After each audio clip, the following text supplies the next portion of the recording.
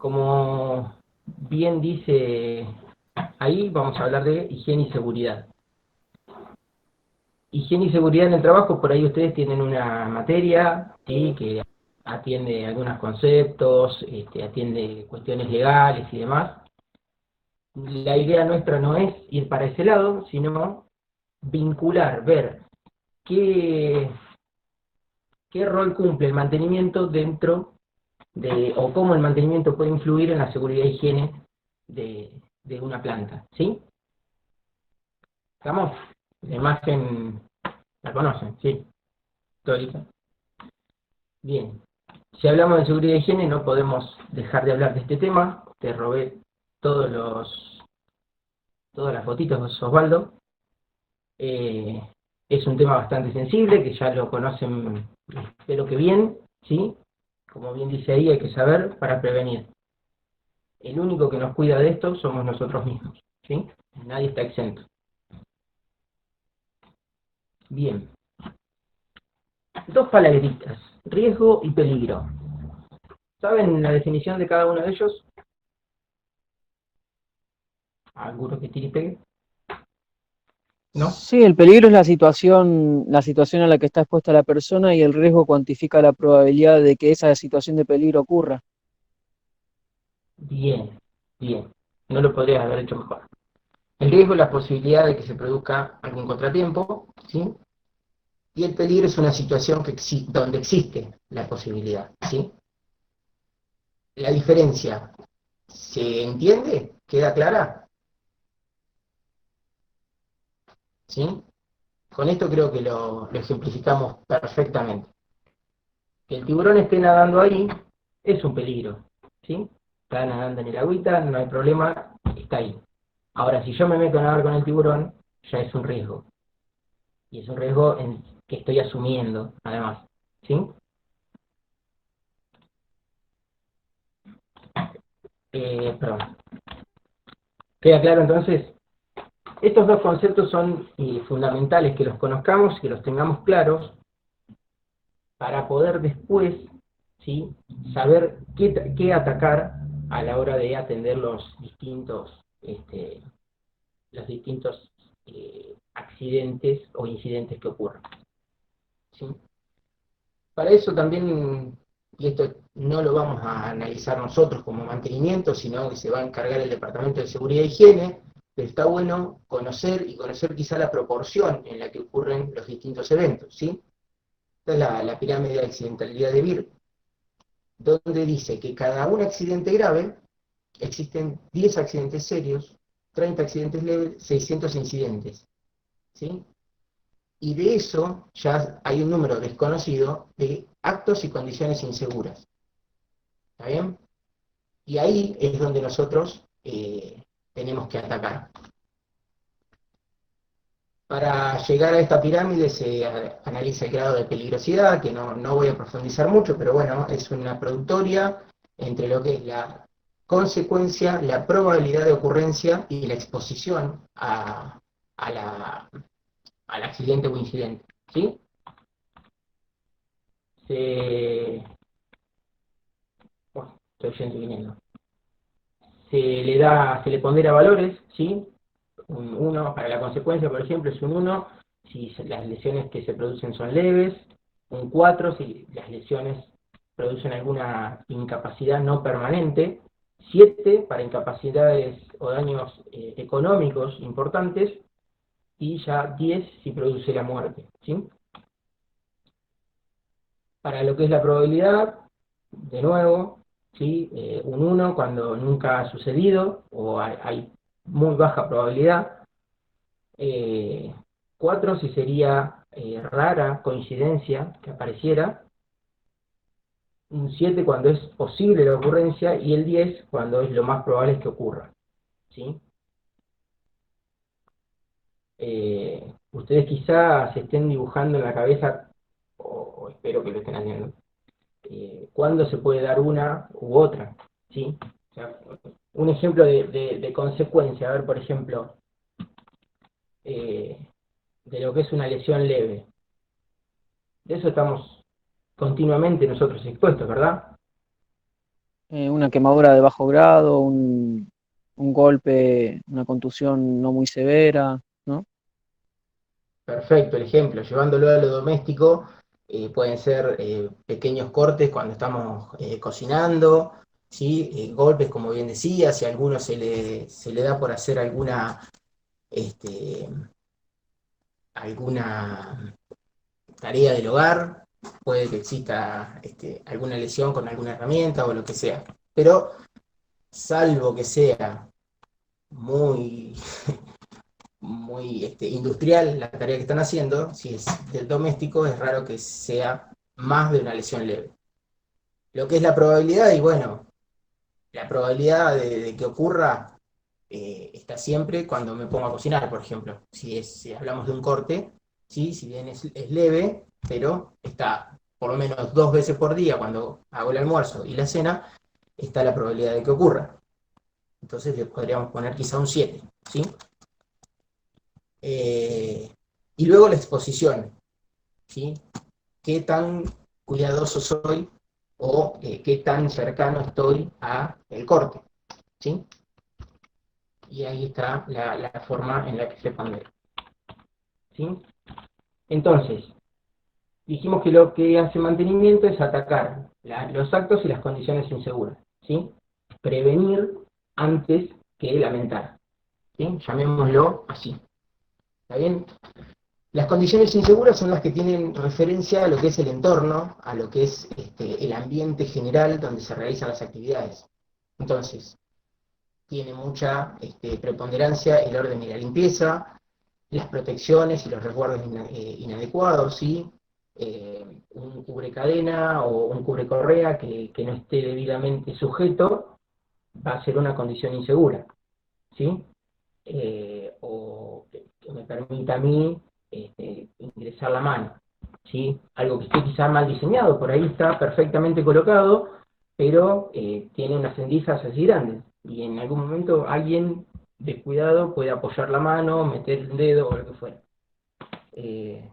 Volviendo al orden y la limpieza, si yo tengo manchas de aceite o cuestiones donde caminando simplemente puedo resbalar y caer, es una condición insegura, ¿sí?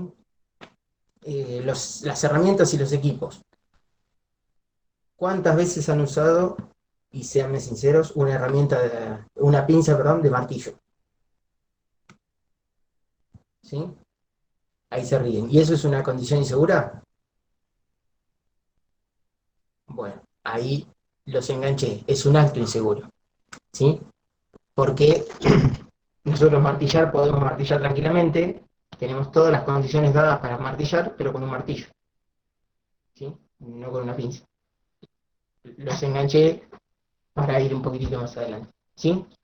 Cuando hablamos de espacios limitados, ¿sí? Los espacios, por ahí los han escuchado nombrar como espacios confinados, ¿sí? Donde es difícil el movimiento, o quizá eh, el ingreso o el egreso se hace dificultoso, ¿sí? Por ejemplo, un espacio limitado puede ser la cisterna de un edificio, ¿sí? El tanque cisterna de un edificio. Ustedes dicen, pero el tanque cisterna tiene unos cuantos metros cúbicos de volumen, sí, pero el ingreso y el egreso, ¿cómo es? Por una ventana de 60 por 60, ¿sí? Que adentro está solo y es un ambiente completamente cerrado. Y ahí es donde se considera un espacio limitado o confinado. ¿Está bien? Bueno, cuando existen advertencias insuficientes, ¿sí? Por ejemplo, tenemos un lugar donde hay mucha circulación de autoelevadores o cargas en elevación y demás, y nadie avisa nada, los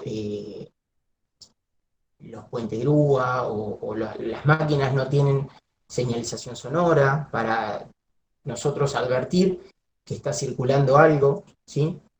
Ahí es donde fallan las advertencias. O cuando la iluminación es excesiva e insuficiente. Muchos por ahí se sienten identificados, decir, che, qué oscuro que está acá, no veo nada, bárbaro. Pero ¿y qué pasa cuando vemos demasiado? Llamémoslo así, ¿no? Cuando hay demasiada luz, se produce el encandilamiento. y eso termina produciendo también riesgo a contraer accidentes o incidentes. ¿Sí?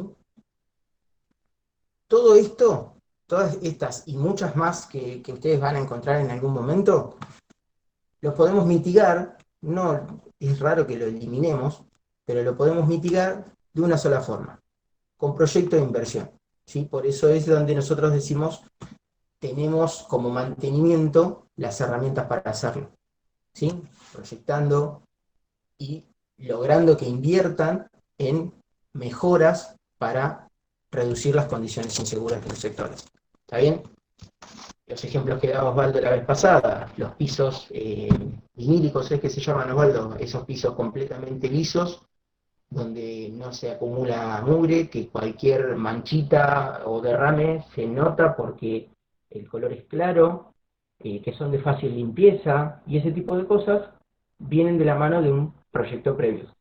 Los caminos delimitados para circulación, eh, toda la cartelería que vean, que después vamos a ver ejemplos, también vienen por ese lado. ¿Sí? Y después vienen los actos inseguros. La pinza usada de martillo. ¿Sí? Y acá hay varios ejemplos. Adoptar posición inadecuada. ¿Sí? Muchas veces escuchamos hablar la palabra ergonomía. ¿Sí? La ergonomía puede estar dada por dos factores. Uno, por una posición inadecuada para hacer la tarea. ¿Sí? Quizá un levantar objetos pesados, ¿sí? De una manera incorrecta. ¿Sí? ¿Cómo se levanta un objeto pesado?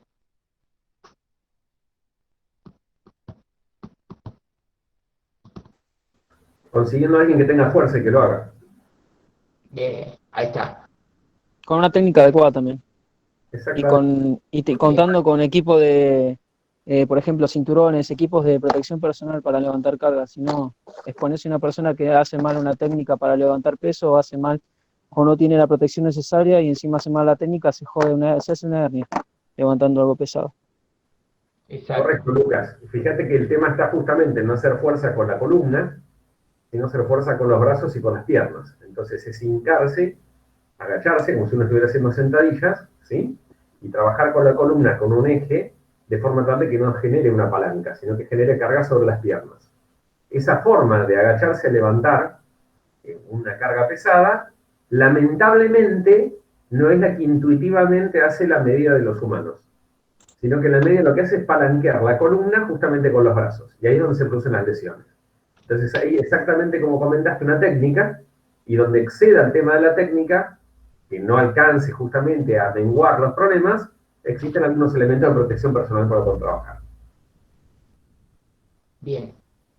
Y hoy en día, además de lo que ustedes dicen, los cinturones y las fajas y todo eso que existe, y para ayudarnos a lo que es el levantamiento de objetos pesados, están lo que se llaman los exoesqueletos. ¿Los han sentido nombrar? ¿No? Los exoesqueletos, Sí, sí. no traje ninguna fotito, son una especie de cinturones, ¿sí? Quizá que se ponen, agarran toda la espalda, y algunos traen algún bracito, ¿sí? Como si fuera una especie de pluma, ¿sí? Colgada de la espalda. Entonces, a mí me permite mantener erguida la espalda y con esa plumita ayudarme a hacer la fuerza, ¿sí? Existen para la espalda, existen para las piernas y demás. Eh, por ejemplo, hay no es un exoesqueleto, pero viene bien el ejemplo. Hay unos chalecos, por ejemplo, que lo utilizan mucho los levantadores de pesa, ¿sí? Que lo que hacen es mantenerme los brazos cerrados, ¿sí? Entonces yo tengo que vencer ese elástico cuando hacemos press plano, en algún momento hice gimnasio, cuando hacemos press plano, ¿sí? Y ese elástico que me tiende a cerrar los brazos me ayuda a levantar la pesa, ¿sí? Y eso hace que pueda quizá levantar más peso, ¿sí? Con un poquito de ayuda, ¿no? Bien, ¿dónde me quedé? Por un lado es el levantar objetos pesados, y por el otro, levantar objetos livianos, pero repetidamente. ¿Sí? Ven que me llega... Vamos a hacer una cosita por acá.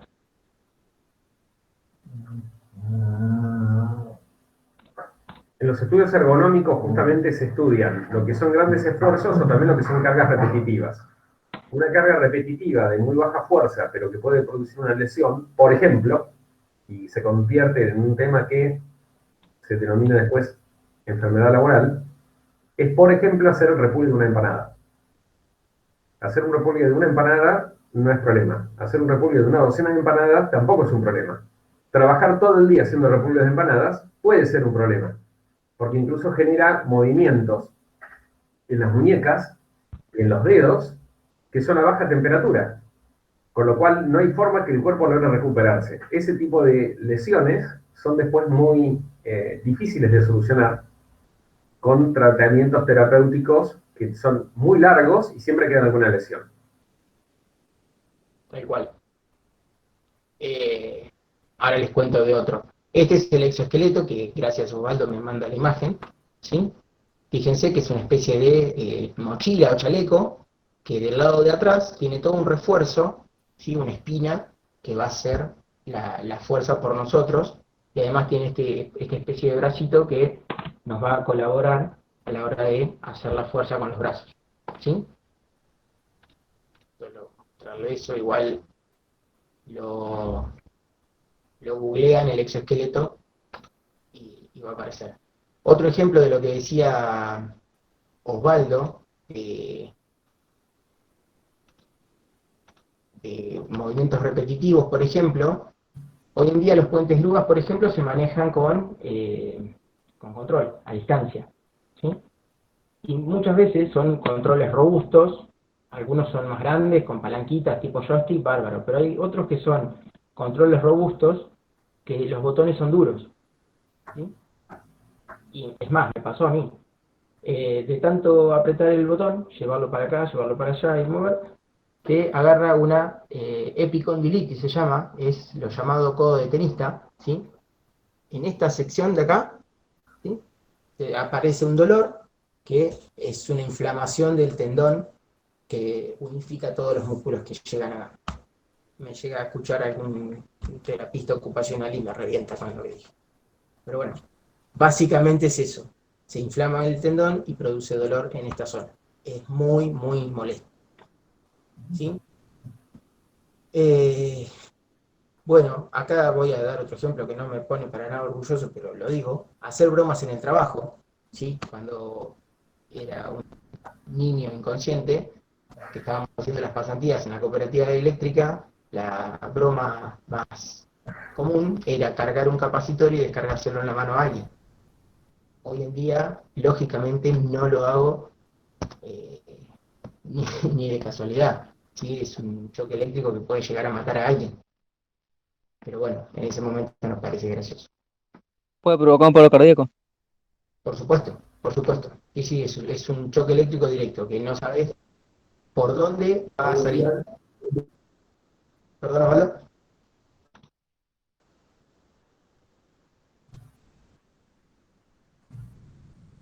Acá Alexis aporta en otro rubro, que no es por ahí el industrial, sí el cinematográfico, y llevar cámaras, lo mismo los periodistas, es un ejemplo de tareas repetitivas, ¿sí? Es un peso adicional a tu cuerpo que lo estás llevando continuamente. ¿Sí? Bien. Y bueno, el último de trabajar bajo efectos del alcohol o drogas es creo que bastante obvio, ¿no? Un clarísimo ejemplo de esto, de los efectos que puede llegar a causar, es lo que pasó, la tragedia de Once, ¿sí? Donde se estima que el conductor del tren, ¿sí? Venía alcoholizado y no tuvo los reflejos adecuados para accionar el freno consecuentemente. ¿Está bien? Bueno, ¿y cómo podemos mejorar toda esta parte? Cristian, perdón, una pregunta ahí. Sí, ¿Acá se hace foco en lo corporal o también en la mente y, digamos, a largo plazo. Porque creo que hay un ejemplo, no sé si de Ford o algo así, que hacían solo un trabajo repetitivo y ajustaban un tornillo. Y llega un momento que te acostumbras y como que lo interiorizás y llega un momento que puedes tener lesiones debido a que no prestas atención a eso, a lo que estás haciendo. No sé si se Sí, marcan esto también. Hoy está comprobado, es más, desde que empezó el tema del teletrabajo, que las cuestiones que pertenecen no solamente a desgastes físicos vinculados con esfuerzos mecánicos, sino también los trabajos y la presión psicológica. Y te doy un ejemplo concreto de un caso que me fue bastante cercano. En Petroquímica General Mosconi, cuando se genera el polo industrial de petroquímico de La Plata, estoy hablando hace más de 25 años atrás, el tablerista, que es la persona que está encargada de tener con los monitores el relevamiento, el funcionamiento normal de toda la planta, era un chico ingeniero químico de 25 años, que fue jubilado a los 6 meses, 7 meses de trabajar, por un estado justamente nervioso alterado, en el cual su presión era enorme en términos de poder tener todo bajo control. No lo logró soportar, se le quemó la cabeza. Deben haber escuchado la denominación burnout, que se le queme realmente la forma de pensar. Es un estrés muy, muy difícil de superar, en el que la atención que vos tenés a un puesto de función necesita tener rotaciones. O sea, si vos vas a tener un nivel de concentración que te involucra en tener todas las señales en alerta, existe justamente a niveles oníricos, se toman como si fuera un electroencefalograma en distintas partes del cerebro, y vos lográs ver cuál es el nivel de ritmo, de atención que tiene la persona para ese puesto de función. Una de las formas también de poder hacerlo, y eso también lo experimenté, existen unos anteojos que terminan tomando el movimiento del iris, y en definitiva por la posición de la vista y las veces que uno parpadea y que uno presta atención, logras entender cuál es el nivel de enganche que tiene el cerebro en la comprensión de lo que estás viendo. Hay un momento tal, que esto me viene también otro ejemplo encima, que era en los detectores de botellas que eran visuales, cuando se utilizaban botellas recuperadas en la industria, había un visor que era simplemente la cinta transportadora con un contraste, una luz de tubos fluorescentes que tenían incidencia por reflejo, no directo, y vos veías pasar las botellas. Entonces tenías que ver adentro de las botellas y vieras, no sé, una regla, si tuviera líquido, el resto de una etiqueta, tapitas, corcho, cualquier cosa. Esas botellas ya venían de una lavadora industrial, con lo cual teóricamente no tendría que traer nada. Ahora, cuando vos te sentabas en la banqueta y veías pasar, vos veías pasar botellas, después veías un río de color verde, y después no veías más nada. Podías poner un elefante en patineta pasando por adelante, que no lo iba a ver. Entonces, el tema de la percepción de la supervisión es un tema que también genera enfermedades laborales, y que por otro lado, si uno no logra dimensionar el puesto de función de la forma correcta, lo que logras es quemar a la persona. Claramente la ¿Qué le inutilizás. pasó a ese chico, profesor? ¿Cómo? ¿Qué le pasó a ese chico? Le pasó a este chico y se jubiló por ART, por un accidente laboral, en definitiva, con impacto en su vida. No sé en qué sea de la vida ahora, pero desde el punto de vista industrial no quedó apto para poder seguir trabajando. ¿Pero qué le pasó haciendo eso? No, no entendí cómo es que terminó jubilándose a los 25. Se enloqueció, entró en crisis y se enloqueció. No logró superar el estrés. El tema, yo creo que tratando de recuperar un poco del eje de lo que es mantenimiento e ingeniería, nosotros tenemos que pensar que todas las máquinas que nos rodean y los procesos que nosotros generamos tienen que ser manejados, supervisados, ejecutados por seres humanos. Con lo cual, no estamos en la época de las cavernas ni en la época de la esclavitud.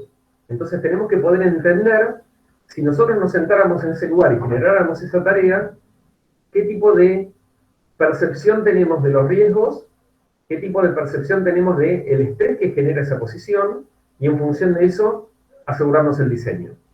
Cualquier otra cosa que nosotros hagamos, no pensando en eso, claramente lo estamos aplicando en nuestro conocimiento de ingenieros.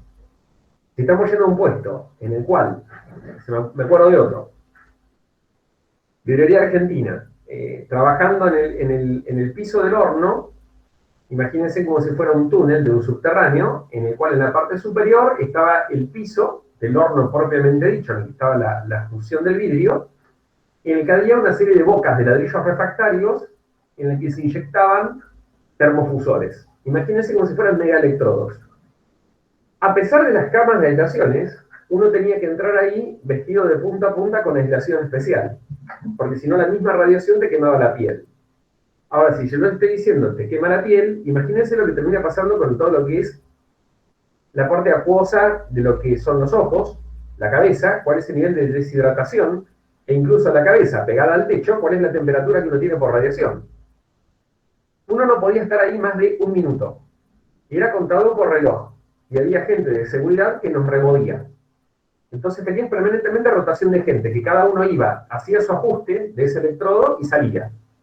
Y tenías, tanto en la entrada como en la salida, toneladas de botellas de agua mineral. De forma tal que permanentemente estuvieras hidratado. Si por alguna razón la persona se quedaba abajo del horno más del tiempo estipulado, seguramente primero entraría en un shock, en una deshidratación brusca, y tendría alguna cardiopatía. Entonces, la condición de diseño no era de una operación habitual de mantenimiento o de producción. Era un tema que se estaban poniendo nuevos fusores.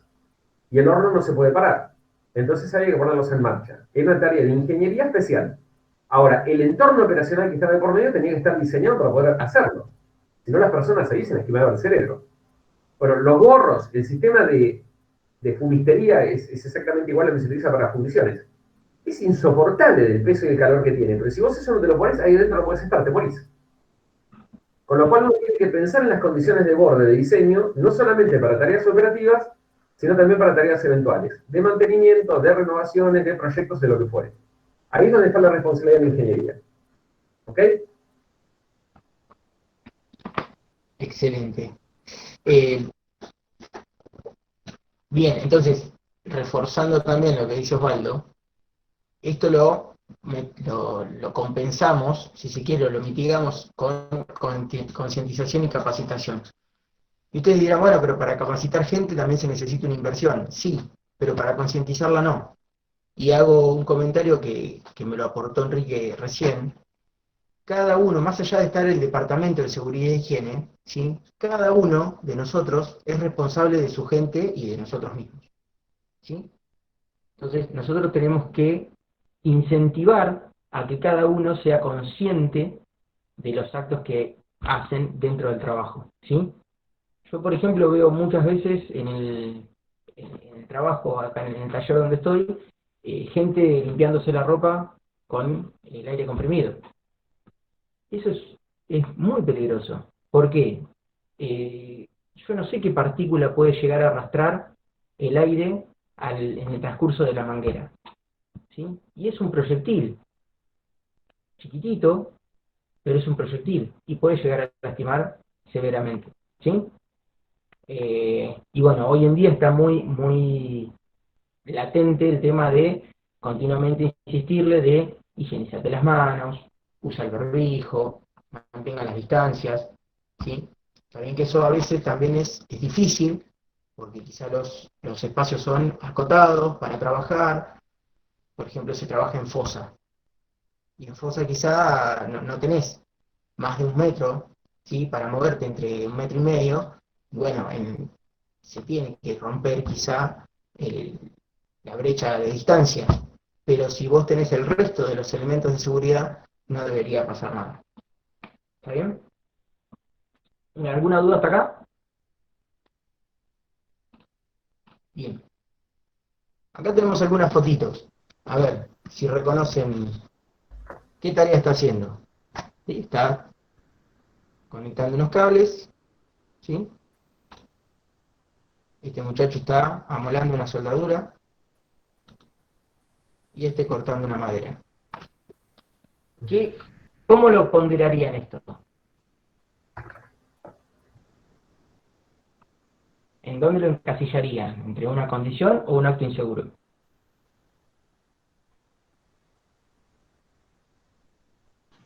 Acto inseguro. Creo que lo pondría en un programa de... Lo pondría en un programa de 1000 formas de morir. Bien, es un acto inseguro, sí. Porque la persona ahí arriba puede estar, ¿sí? El trabajo quizá haya que hacerlo, pero hay otras maneras de hacerlo. El que está cortando una tabla arriba del compañero, fíjense atrás, tiene un montón de caballetes, mesas y demás. Justo ahí arriba tenía que apoyar la tabla. Entonces, estos ya se consideran actos inseguros. Y este de acá, ustedes dicen, pero es cuestión de girar un cachito para dejar de pegarle a los tubos de acetileno. ¿Sí? Es cuestión o de correr. No hay una observación del entorno por parte del operario. ¿Sí? No mira, no ve hacia dónde está trabajando. Lo único que hace es trabajar. ¿Está bien? Y esto, identifican algunas fotitos de eso, ¿no? Acá, por ejemplo, están montando una antena, ¿sí? Acá están trabajando sobre un poste. Esto es un aerogenerador. Ujú. Acá están trabajando con una grúa, ¿no, Osvaldo? Sí, sí, es una perforación de un pozo. Bien. Este está trabajando con algún químico peligroso, lo mismo que este. Fíjense que tienen los tubos de oxígeno completamente envainados, como si fueran el Eternauta. ¿Está bien? Esto quizá lo conoce Osvaldo porque te lo robé a él. ¿Sí? ¿Esto en dónde lo pondrían? ¿Cómo lo encasillarían?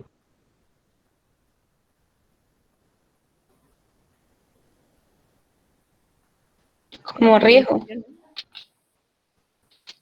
Claro, el riesgo está, ¿sí? Porque la gente está trabajando con los elementos químicos o en altura o lo que fuera. Hay riesgo. ¿Pero es un acto o una condición insegura? Condición insegura, porque están con los equipos y los arnés. Exacto, exactamente. Como esto también es una condición insegura, pero se transforma en un acto inseguro porque la persona sube sin ningún tipo de protección, salvo acá una protección contra caída que tiene ahí un cablecito que si se cae lo sostiene o lo corta al medio. El resto también están trabajando en altura y quizá mucho más alto que el muchacho de la presentación anterior, pero tiene todos los elementos de seguridad adecuados para mitigar, ¿sí? o que cualquier accidente se convierta en un incidente leve. ¿Está bien? Enrique justamente aportaba, ¿no? Comentaba hace unos instantes, la medida, el riesgo es la medida de la incertidumbre de lograr los objetivos propuestos. La medida de la incertidumbre de lograr los objetivos propuestos. Entonces, uno mirando las imágenes, son tareas que tienen que ser realizadas, pero si uno toma las precauciones a partir de hacer un análisis de riesgos, si yo subo por una escalera que tengo, riesgo de caerme, ok, ¿por qué me puedo caer? Porque me mareé, porque me baje la presión. Perfecto. ¿Qué puedo hacer como contramedida para evitar marearme? Y para evitar marearme, pocas cosas puedo hacer. Porque si me mareo, me mareé. Pero puedo contribuir de alguna manera. Supongamos, si yo me tomo la presión arterial antes de ir a un trabajo en altura, ya puedo asegurarme, por lo menos, con que no estoy con una lipotimia. Si estoy trabajando un día como el de hoy, hoy hubo muy buena radiación, 23-24 grados. ¿Qué pasa cuando llega a 38 grados? ¿Cuál va a ser la radiación? ¿Qué pasa si esa tarea la hago a las 8 de la mañana, a las 6 de la mañana o a las 3 de la tarde? Si lo hago a las 6 de la mañana, ¿qué riesgo se les ocurre que puede haber en una escalera?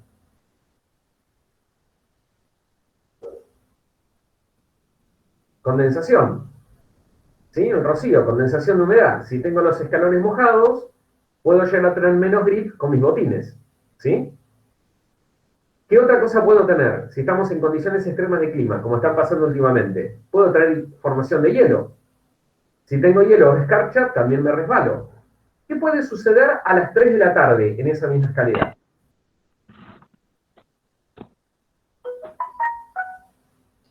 ¿Les gustaría a ustedes subir una escalera a 30 metros de nivel del piso para solucionar un montaje de una antena o un cable de un conector y tener 45 grados? Seguramente pueden sufrir un shock térmico, una deshidratación brusca. Entonces, fíjense cuántas cosas hay solamente de intentar subir una escalera. Después van a venir la escalera. Si tiene peldaños redondos, si son rectos, si tienen algún tipo de moleteado antideslizamiento, si tengo un guardaespaldas, si tengo la escalera con distintos niveles en los cuales yo, haciendo unos metros, corto en una plataforma, vuelvo a subir otros metros, vuelvo a otra plataforma. Ese sistema de zigzag evita incluso un dominó o una caída total, sino que podría tener una caída parcial. Fíjense lo que tiene el muchacho del medio. ¿Qué es lo que tiene puesto en el pecho? o los que están montando la antena, o el que está subiendo a la torre. Un arnés, ¿sí? ¿Los vieron alguna vez? Eso es un arnés integrado, fíjense que toma desde la parte de la cola, en esta foto en el que está en la antena se ve más claro, toma el cuerpo, la cola, y tiene un punto de anclaje con un, con un mosquetón. De forma tal que si la persona por alguna razón se desmayara, se tuviera un resbalón, queda colgado su cuerpo suspendido de una línea de vida. Esa línea de vida es una de alta resistencia, está calculada para soportar el chicotazo y el peso del cuerpo, y queda la persona suspendida en el aire. Y de esa forma no cae al vacío. ¿Está bien? Si en algún momento tienen la oportunidad de ponerse todo ese arnés, se van a dar cuenta que pesa más de 10 kilos, que es incómodo, es muy molesto ponérselo con la ropa de grafa y demás, pero es el que te puede salvar la vida. Entonces, yendo a esto que pregunta Cristian, si son actos o son condiciones, fíjense que ante las situaciones evaluadas de riesgo en forma correcta, yo puedo hacer algo para protegerme, mitigar o aislar, ¿sí? Si ustedes toman una cacerola que se encuentra con sus asas sin aislante, ustedes pueden tomar un aislante de forma tal de evitar quemarse.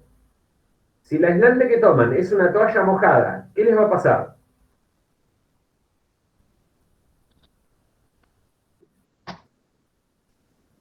¿Qué sucede si toman una superficie caliente con un elemento que está mojado?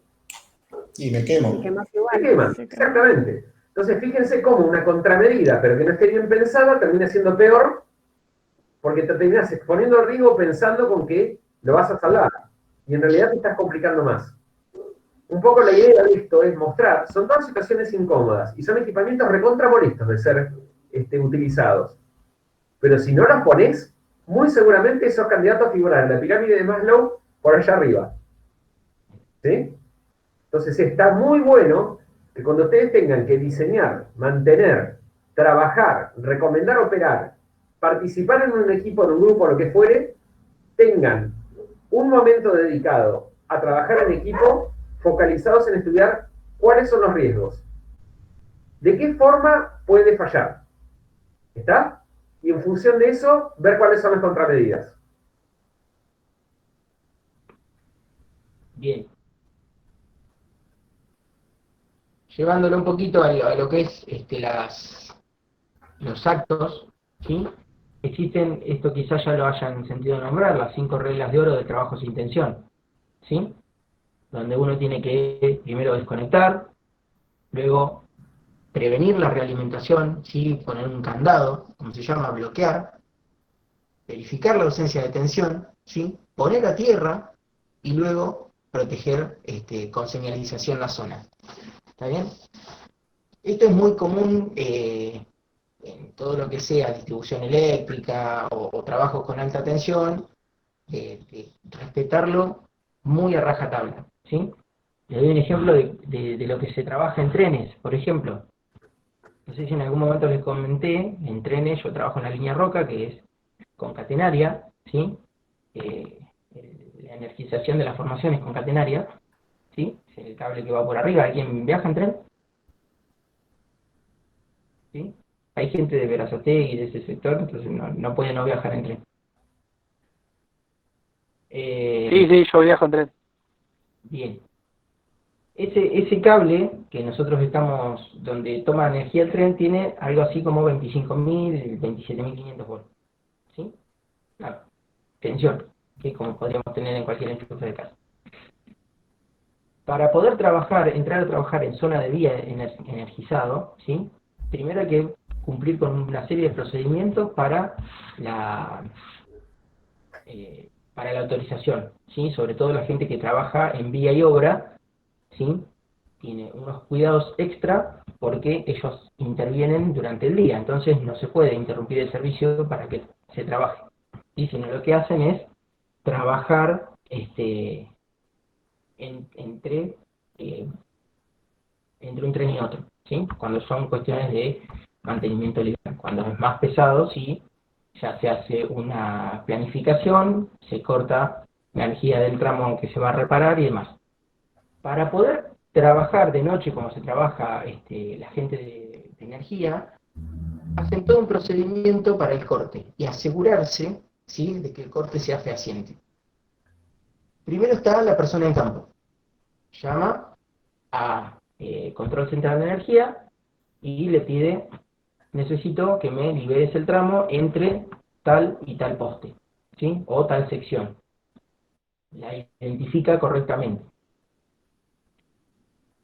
El que atiende la llamada le dice: muy bien, primero se presenta, cualquiera de los dos: muy bien, vos necesitas que yo desenergice tal y tal sección de la catenaria, ¿sí? Sí, responde el otro. Una vez que se reiteró la comunicación, ya quedó asegurado con que estamos hablando del mismo sector. Control Central de Energía se comunica con la subestación eléctrica. Necesito que secciones tal y tal sector. El que recibe la llamada dice: ¿me estás pidiendo que seccione tal y tal sector? Sí. Bien, se secciona ese sector. Vuelve la llamada. Es Control Central de Energía al que pidió el seccionamiento. Ya se realizó el corte en tal y tal sección. El que recibe la llamada dice: ¿me estás diciendo que ya cortaste en tal y tal sección? Sí. Después de eso, lo primero que hace la persona que pidió el corte es poner a tierra. ¿Y cómo pone a tierra? Perdón, primero detecta energía, ¿sí? Con una pértiga, es una vara larga, aislada, acerca a la catenaria, y si zumba es porque no hay tensión, ¿sí? ¿Por qué si zumba? Y dicen: no, pero si zumba debería, es como el buscapolo, se prende la luz, hay, y se va a prender la luz, no hay. No, tiene que ser al revés, porque yo no estoy exento de que se me rompa el zumbador, ¿sí? Entonces, para la segunda protección, ¿sí?, yo no sé si le di, no zumbó, hay tensión, ¿sí?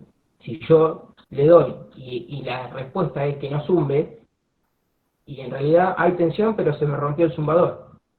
¿Se entiende, no, el ejemplo? Por eso es, cuando lo arrimo, si zumba, no hay tensión. Una vez detectado eso, se pone a tierra. Y la puesta a tierra se hace con, fíjense que acá hay una especie de cablecito, se hace con una mordaza que va primero agarrada a la vía, y luego con la pértiga se engancha de la catenaria. ¿Por qué en ese orden? ¿A alguien se le ocurre? Inclusive ahí tiene la seguridad de que es un cable enrollado, ¿sí?, cerrado sobre la mordaza, y hasta que yo no aprieto la mordaza sobre el riel, no me libera el gancho que va a ir puesto en la catenaria. ¿Y por qué se les ocurre que es en ese orden? Porque si lo haces al revés te quedas pegado, haces voz de tierra. Bien, en caso de que no haya habido un corte fehaciente, de que me hayan fallado el resto este, de los sistemas de corte, ¿sí?, si yo lo hago enganchando primero arriba y después abajo, cuando haya una descarga a tierra, me va a aparecer en las manos, ¿sí? En cambio, poniendo abajo y después arriba, en caso de que haya una descarga a tierra, estoy aislado con la pértiga, que además debe utilizarse con guantes aislantes y demás, ¿sí? ¿Se entendió el ejemplo? Fíjense que además de cumplirse las 5 reglas de oro, hay una comunicación de ida y vuelta para asegurarnos de dónde estamos hablando y de qué estamos hablando, y de asegurarnos de que fue efectiva la comunicación, ¿sí? Llevándolo a un caso por ahí más conocido, es en McDonald's cuando vos vas a comprar una hamburguesa y le decís: dame un McCombo, no sé cuánto, bueno, y la chica te responde, te repite tu pedido, y hasta que vos no le asentís con la cabeza, no le da el ok, ¿sí? Es para asegurarse de que la comunicación fue efectiva. ¿Está bien? ¿Alguna duda? Bien. Siguiendo con las buenas prácticas, también hay condiciones a cumplir cuando hacemos trabajo en altura. Por ejemplo, un trabajo en altura se considera cuando la persona sube, dependiendo de las políticas de cada empresa también, cuando la persona sube por encima de los 2 metros. ¿Sí? Una escalera que está por encima de los 2 metros, por encima de la cabeza, ya se considera un trabajo en altura. ¿Sí? Algunos lo hacen desde más abajo, 1 metro y medio, y otro quizá 2 metros y medio, 3. En general se toman esos valores, 2 metros. No es mucho más alejado de eso. ¿Sí? Y bueno, se tramitan los permisos, a lo mismo que lo que es el trabajo, como se hablaba recién con la energización. Se prevén los accesos, ¿sí? No se puede subir con cualquier cosa, ¿no? Lo habrán visto quizás en obras que ven las escaleras hechas con los pales viejos, todo clavado así nomás, los clavos medio salidos. Eso ya no se permite. ¿Sí? Ahora las escaleras tienen que ser todas con barandas, si es que vamos a hacer una escalera fija, o los andamios, ¿sí? O lo que son los elevadores hidráulicos, tiene que haber una persona autorizada y que haya hecho algún curso de utilización de los autoelevadores hidráulicos y demás, que pueden ser de tipo brazo, de tipo tijera y demás. Delimitar el área de trabajo donde va a ocurrir el trabajo propiamente dicho, valga la redundancia. Todos los elementos de seguridad, ¿sí? Adecuados para la tarea y señalizar todo lo que es el trabajo en altura, ¿sí? Profe, ¿puedo hacer una consulta? Sí. Estando en el trabajo en altura, en los andamios, con el arnés puesto, si no tenés un punto de enganche afuera del andamio, ¿es más o menos seguro engancharlo al andamio? Es una discusión que tuvimos una vez. Es una muy buena pregunta. En realidad uno debiera encontrar un punto fijo, porque justamente el andamio tiene características de ser móvil y vos lo que buscás es arrastrarlo, dejarlo fijo de forma tal que sea una estructura segura. Pero puede pasar que por construcciones que sean eventuales, supongamos que no tengas un firme, vos tenés que armar una estructura tubular con andamios justamente de nudos. A ver, hago acá una mini pausa. Un tema son los andamios que tienen formato de H o de escalera, que se encastran entre sí, y uno va utilizando pisos con una escalera exterior en la que va accediendo a cada uno de los niveles. Y van moviendo los niveles a medida que van trabajando en distintos pisos. Esa estructura de andamios tiene, por lo general, un afianzamiento a piso que está vinculado con, algunos casos, 4 ruedas directrices. Las ruedas se mueven para poder trasladarlo. Uno de los errores más comunes es que esas ruedas no se les pone en freno.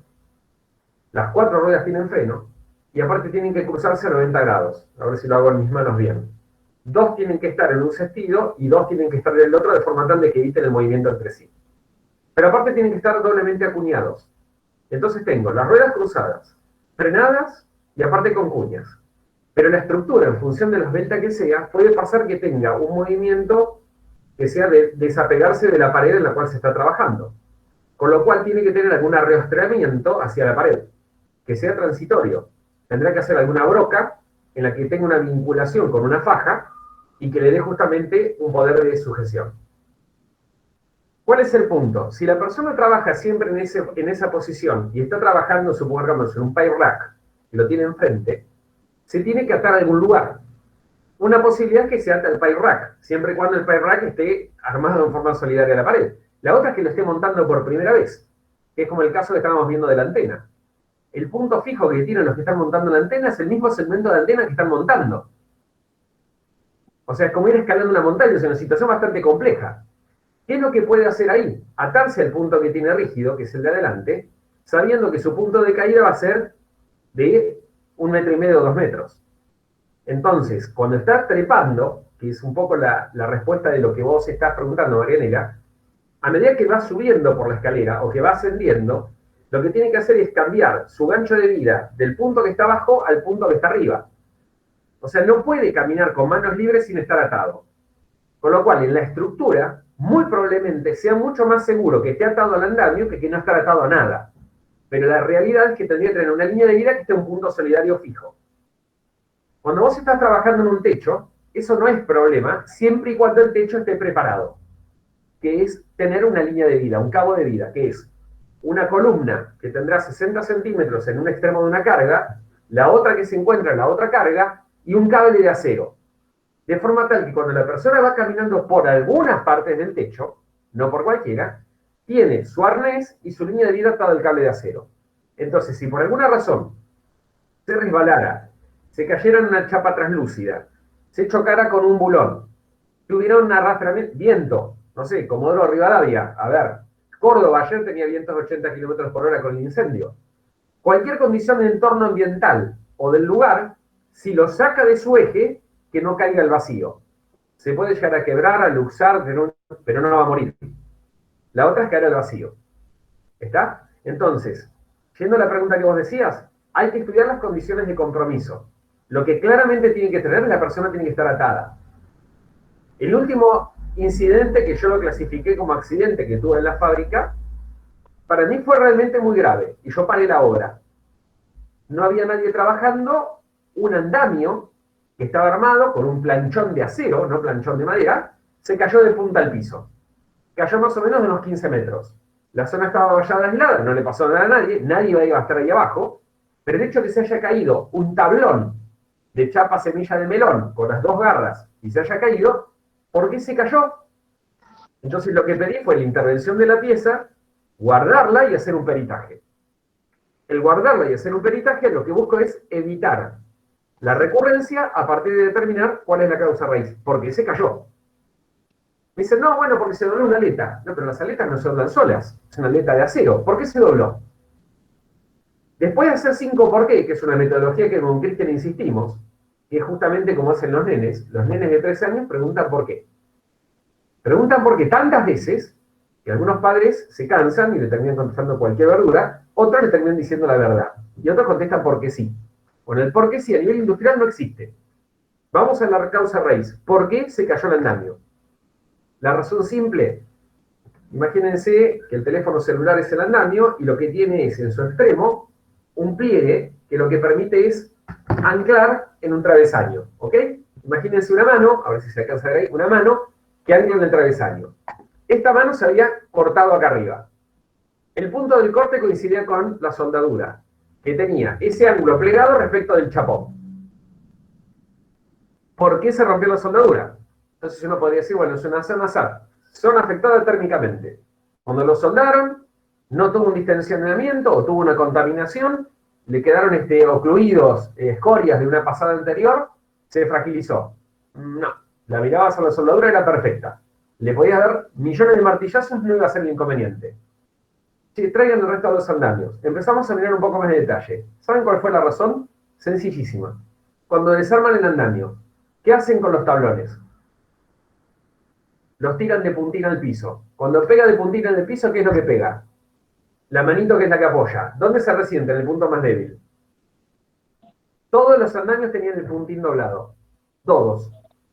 En definitiva, lo que están haciendo es una mala práctica. En vez de bajarlos y evitar que se golpeen, se está golpeando. El punto que se está golpeando es un punto crítico. El punto crítico tiene observación, venga la gente de seguridad. ¿Se controlan el daño? Sí, no, vemos la fecha, vemos el arnés, vemos la rueda cruzada, la tabla. ¿Y ven los tablones? No. ¿Y dónde se para la gente? Arriba de los tablones. ¿Y qué vamos a hacer? ¿Y pero vamos a revisar todos los tablones? Por supuesto que sí. ¿Los tablones, cada tablón tiene un número de código? No. Bueno, tráete un cuneiforme, no pintura, deformalos y estampalos y marcale la referencia 2020 0930. ¿Qué significa? Que el día de hoy lo puse en actividad. Y este es el 01, 02, 03, 04. ¿Qué voy haciendo? Un historial de revisión. Cuando tengo uno que está mal, ¿qué hago? Verifico cómo están los hermanos. Voy construyendo historia en base a. Ahora, lo que claramente tengo que hacer, el elemento de protección que me está cuidando, lo tengo que cuidar. Esa es una función de mantenimiento. Seas contratista, seas vos el jefe de mantenimiento, seas el director de operaciones, o sea, es el que limpia. Y esa concientización respecto a que los elementos de protección personal tienen que ser cuidados, lamentablemente no existe. Los anteojos, nosotros que usamos anteojos los tenés que limpiar. Pero limpiarse es lo mismo que no ver nada. Los elementos de protección personal también necesitan tener una inspección y una limpieza. Y eso no sucede. Este caso del andamio generó un antecedente interesante. Porque parte de lo que me contestó el contratista fue, lo que pasa es que también estamos en la hora de enfrente. Automáticamente lo que hice fue pedir que desvincularan al supervisor de seguridad. Porque si no puede hacer dos tareas en conjunto y la explicación es que está enfrente, esa persona no es el ángel de la guardia de la gente. Entonces yo estoy confiando en una posición de seguridad de una persona que es negligente. Porque conoce qué es lo que tiene que hacer y sin embargo no lo hace. No tengo más conversación. Lo llamé al dueño de la empresa, hicimos una reunión. ¿Qué me contestó el dueño de la empresa? Más negligente que el mismísimo negligente del supervisor. O sea, de tal padre tal hijo. Cuando la estructura no funciona, nosotros nos exponemos al riesgo. ¿Se entiende? Entonces, en esa discusión que se generó en el ambiente que vos comentás, uno tiene que entender cuál es el mal menor y también así mitigar el riesgo. Entonces, muy probablemente sea adosarse al andamio. ¿Qué puede pasar con el andamio? Y que el andamio se tumbe. Ahora, si el andamio se tumba y se cae, porque el andamio está mal puesto. ¿Me explico?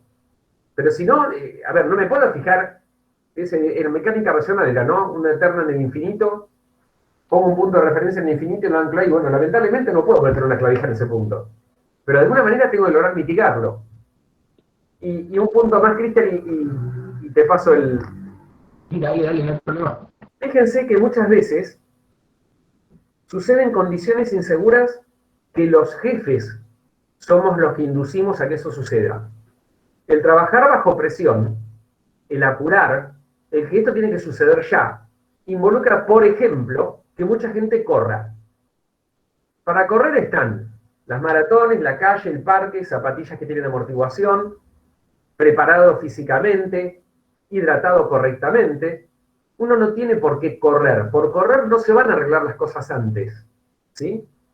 Existen, de hecho, países europeos en los cuales tienen a las claras que correr a un infractor con un patrullero es más peligroso que dejarlo correr y frenarlo con una barricada en los próximos kilómetros. Sin embargo, hay otras posturas que es, tengo un Lamborghini Miura y lo que hago es lo corro a 320 kilómetros por hora, que va a 335 para poder cobrar una infracción de la velocidad. Entonces tengo dos locos dando vuelta a la autopista. ¿Se entiende lo que digo?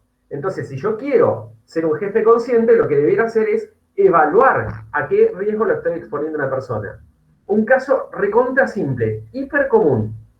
Los puntos más altos de los edificios y de los tanques y de las antenas tienen una lámpara roja. Esa lámpara roja es obligatoria, es una baliza. ¿Sí? Es obligatoria por ley. Los puntos más altos de los edificios, las antenas y los tanques de agua tienen que tener un balizamiento por el tema de seguridad aérea. Las balizas son lámparas, se queman. Hay que ir a cambiar una lámpara. ¿Quién quiere ir a cambiar una lámpara? Nadie. Es un trabajo que no es feliz. Si tengo que subir en una torre, ¿a quién mando? ¿A una persona sola? ¿Cómo hago para enterarme si esa persona necesita ayuda? Tengo que mandar dos personas. Ese es un caso como el que comentaba Cristian, de espacio confinado, bueno, se le llama trabajo solitario. Yo corro el riesgo de mandar a una persona sola a cambiar una lámpara y que en la medida que está subiendo la escalera, que por lo general son escaleras gato, que son muy incómodas para subir, termine desmayándose, chocándose, enganchándose, lo que fuere. ¿Quién lo va a auxiliar? ¿Cómo me voy a enterar? ¿Qué es lo que tendría que hacer? Tiene que ir con un handy. Ahora, cuando va con el handy, se le engancha la antena, en la subida, en la bajada, cuando habla se queda sin batería, no tiene señal. ¿Quién es el segundo que lo tiene? Cuando lo voy a buscar el día siguiente, digo, che, el tipo no volvió y lo tengo muerto en la terraza. Entonces, de alguna manera tengo que tener un monitoreo. ¿Cómo está? Todo ok, todo ok. Bueno, cada 5 o 10 minutos, mandame un ok y estoy vivo. ¿Entiendes lo que estoy diciendo? Lo mismo pasa en los tanques que son tanques de combustibles. Entonces, lo que creo que es interesante reforzar, nosotros nos dedicamos a la ingeniería, que es un tema realmente divino. Es hermosísima la carrera que hemos elegido. Ahora, si no somos conscientes de cómo utilizamos los recursos, materiales, tiempo, recursos humanos, capacitaciones y demás, lo que somos asesinos en potencia.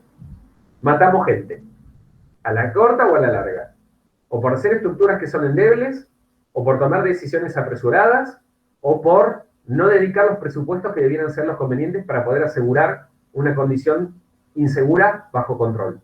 hacerlo desaparecer como condición insegura. Entonces, la invitación general es reflexionemos. ¿Por qué lo decimos en mantenimiento? Porque sos activo haciendo cosas, porque sos activo manteniendo o no manteniendo cosas, y porque tenés una vinculación con la ingeniería 100% directa. Entonces, la mejor recomendación es paremos la pelota, analicemos qué es lo que pasa y alguna solución contingente vamos a encontrar. Y si hay un riesgo, veamos cómo poder ayudar a la persona que vaya a tomar el riesgo. ¿Ok? Justo Gracias, profe. mencionaste la correcta colocación de un andamio. Claro. Y tengo esta foto propia, ¿sí? Encontrada entre piso de la estación Plaza Constitución. Bajando por la escalera, me encuentro con esto. Por supuesto que di aviso a la gente de seguridad e higiene para que se haga presente en el lugar. Es un clavo de vida, nada que ver. ¿Sí?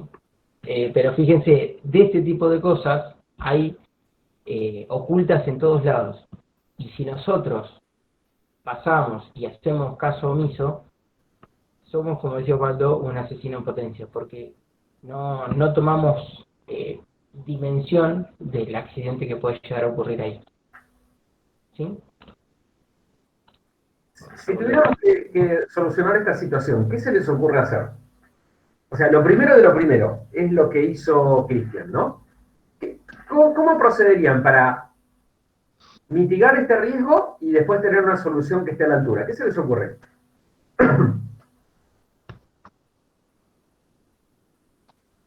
Porque acá hay varios riesgos juntos. ¿Qué riesgos ven ustedes? Arríguense, tiren, total, estamos en confianza, no hay problema. ¿No pondría una superficie totalmente horizontal firme para que se pueda apoyar la escalera sobre eso? Tal cual. Primero lo que está claro, como lo estás comentando, no tengo un plano de apoyo firme, sino que tengo un pedestal, que en definitiva tiene una esbeltez que es un espanto, y para que apoyen los muñones de una escalera, que es libre y que está cerrada. ¿Ok? Es una escalera libre que está cerrada, y no tengo plano de apoyo, y no puedo asegurarme el resbalamiento nulo. ¿Qué otro riesgo más ven?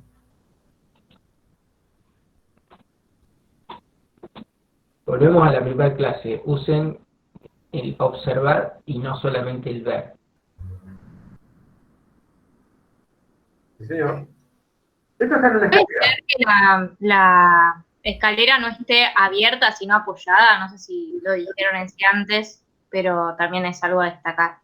Tal cual, Micaela. O sea, es una escalera libro, que está para justamente trabajar en forma abierta, tenés 4 puntos de estabilidad, versus acá tiene 1,5, ni siquiera. 1,1 tiene. Correcto. Y está apoyada también en un ángulo que tampoco te da seguridad. ¿Sí? Cuando el peso imagínate cómo se hace la composición del peso cuando vas subiendo la escalera. ¿Cuánto tiene apoyado en la pared y cuánto tiene apoyado en el piso? ¿Seguimos? ¿Es una escalera de qué material? Madera. ¿Qué le pasa a la madera? Envejece y se fragiliza. ¿Se sabe cuándo una madera se va a romper? No, no te la aviso. Y ese es el problema de las escaleras de madera. Por eso las escaleras de madera en muchas industrias están prohibidas. Tuvo un jefe en un momento que todas las escaleras de madera que encontraba las mandaba a cortar, a cerrar. Y eso generó problemas con los contratistas, porque las cerró escaleras a los contratistas. Hasta que logramos escribir una norma y decir, si no venís con una escalera de aluminio o de fibra y que esté homologada por seguridad industrial de la planta, no entras. Que era homologado, seguridad industrial la chequeaba y le ponía una oblea. ¿Y la oblea qué tenía? Fecha de vencimiento, porque puede ser que esa escalera también sufra adulteraciones en el uso. Entonces, en definitiva, dejaba de tener seguridad. ¿Qué tienen las escaleras que son de aluminio de fibra? Abajo tienen una rótula basculante con un sistema de garras, de manera tal de poder copiar el piso, distribuye la carga y tiene mayor grip. ¿Sí? ¿Qué otra cosa más ven? Eso está en una escalera. ¿Quién viene del otro lado corriendo? Y cuando corre y se da la vuelta y viene saltando las escaleras, ¿qué se encuentra?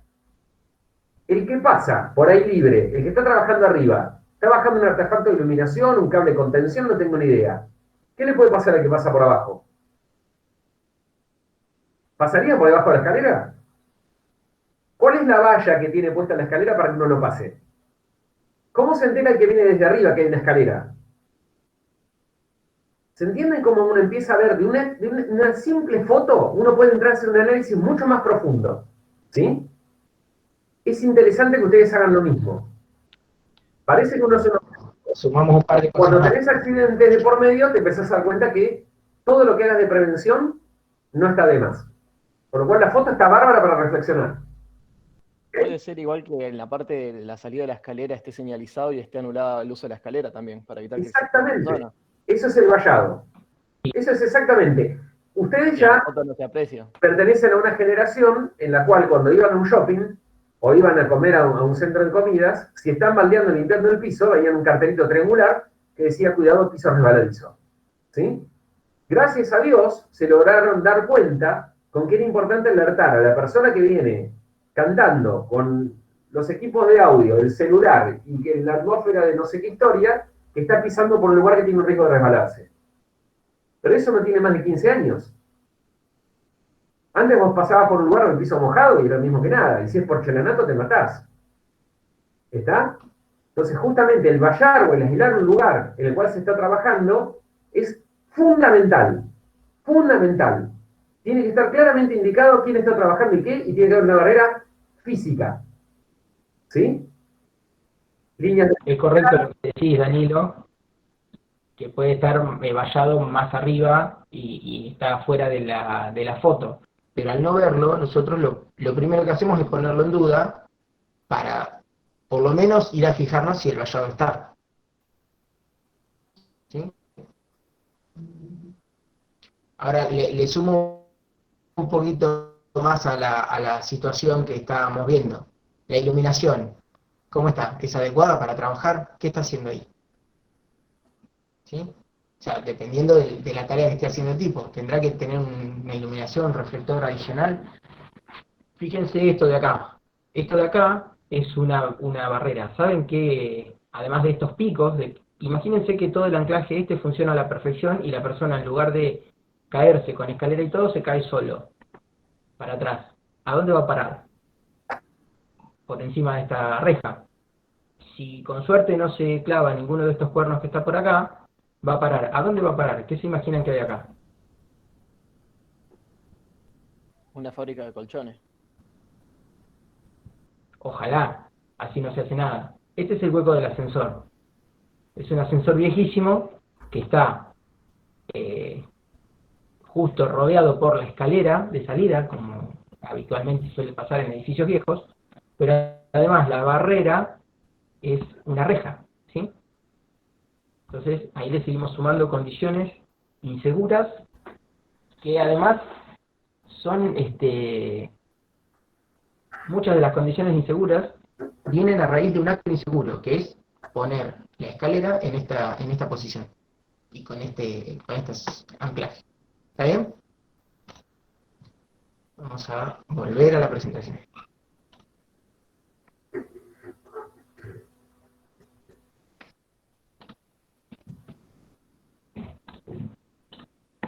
Bien, volvemos. Y así como estaban los trabajos en altura, también están las reglas para la movilización de cargas, ¿sí? Lo que es manejo de puente grúa, sobre todo las cargas en suspensión, ¿sí? Ya sea puente grúa o grúa tipo pluma, ¿sí? También deben cumplirse ciertas condiciones para hacer un trabajo seguro y mitigar el riesgo. ¿Está bien? Y además, a todo lo que sean actos inseguros, lo tenemos que ayudar con los elementos de seguridad adecuados. Acá, si hubiésemos estado en el aula, les hacía una especie de showroom, trayendo todas las cosas que tengo en mi casa y alguna prestada de mi trabajo, pero bueno, en esta oportunidad creo que no nos va a dar.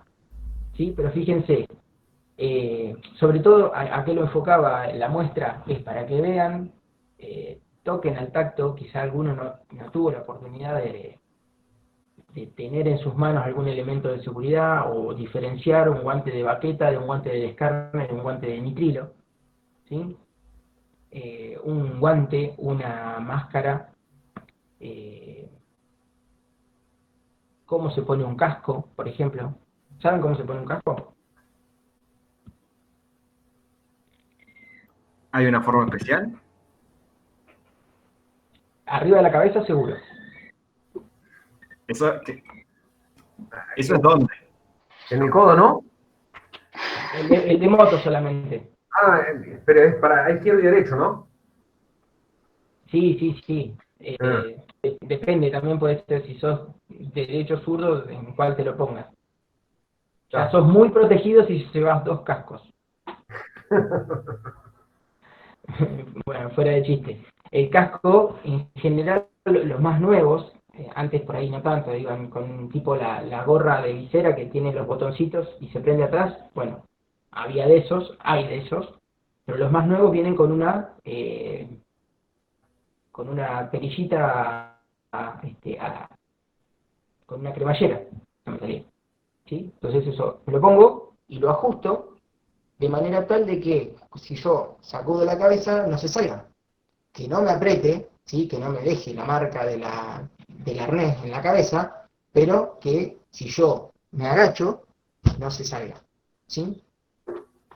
Porque además termina siendo incómodo de estar haciendo equilibrio, de que el casco no se te caiga de la cabeza. Bueno, protecciones auditivas, que pueden ser del tipo copa, ¿sí? Que estén incluidas con accesorios al casco, entonces podés usar las dos cosas en simultáneo. Pueden ser del tipo in-ear, ¿sí? Como los auriculares, o las que se usan, por ejemplo, para natación. Todo depende de qué es lo que queremos aislar, ¿no? En natación lo único que queremos es que no ingrese el agua en un ambiente muy ruidoso, lo que queremos es que no nos ataque la contaminación ruidosa, precisamente. Bueno, protecciones respiratorias de distinto tipo, pueden ser con cartuchos, esos que ven de acá abajo, por ejemplo. ¿Sí? Este tiene un cartucho central, hay otros que tienen 2 cartuchos a los costados, hay otros que vienen ya para más protección, son los que vienen conectados al tanque de oxígeno.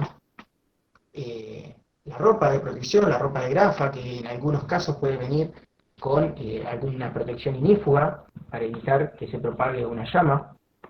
Bueno, el arnés que ya lo habíamos hablado. Los guantes es muy importante saber qué tipo de tareas voy a hacer para elegir el guante correcto. Imagínense, en trenes se utiliza, por ejemplo, se hace el montaje de rodamientos calentándolo con un inductor, ¿sí? Eléctrico. Se calienta el rodamiento hasta 140 150 grados centígrados.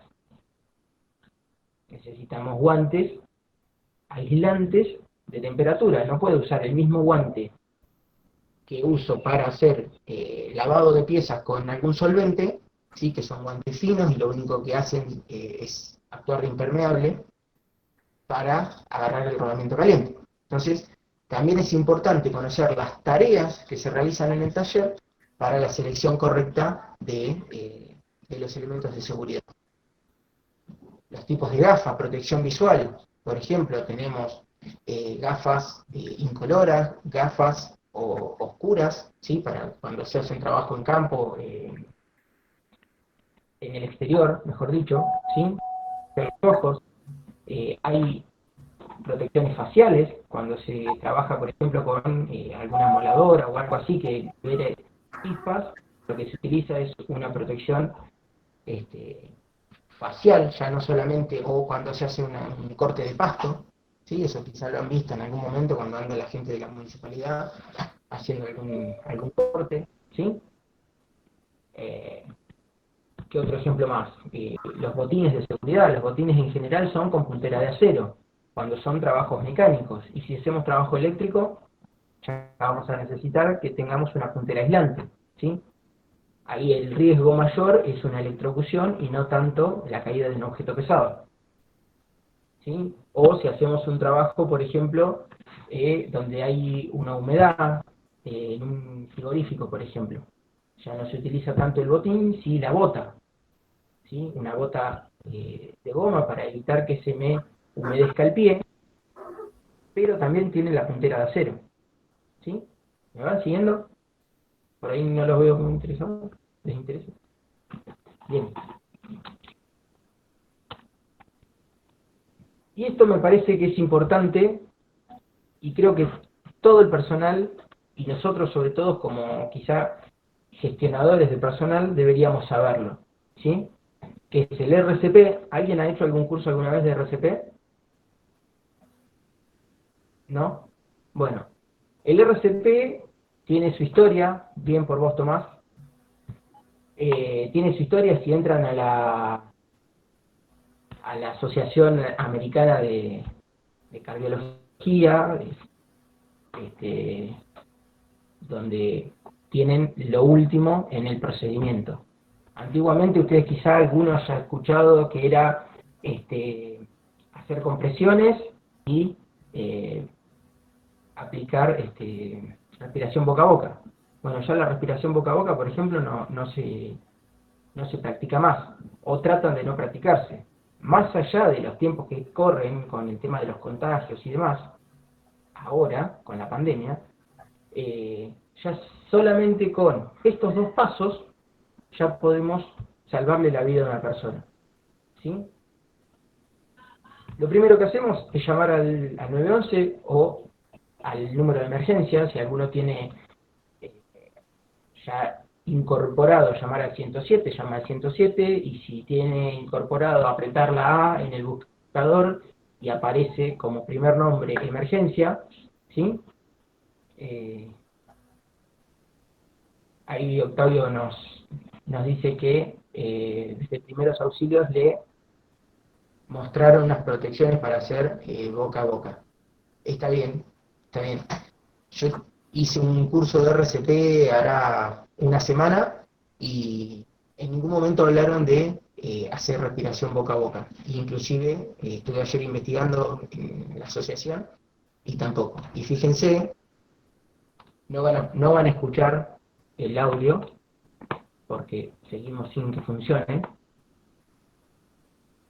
pero acá les viene diciendo más o menos lo mismo que les decía yo de qué hacer. Son 2 pasos: llamar al 911, inclusive para perder el menor tiempo posible es decirle a otro, vos, ponerlo en compromiso, vos llama al 911, y mientras tanto nosotros hacer las compresiones, la mano en el medio del pecho, y después voy a colgar este videito en Moodle para que lo vean y lo escuchen, pero el ritmo en el que tenemos que hacer las compresiones, ¿sí? Es siguiendo la canción mentalmente, que la conocen todos, Staying Alive, ¿sí? ¿La conocen? La de Brigitte, ¿sí? ¿Ya la están repasando en su cabeza? Bueno, con ese ritmo tienen que aplicar las compresiones. Octavio dice que también siguiendo la de Star Wars. A que les guste más, llamémosle, ¿no? A mí me causó gracia que justamente tratando de resucitar a alguien o mantenerlo con vida, Staying Alive es como muy entusiasmante.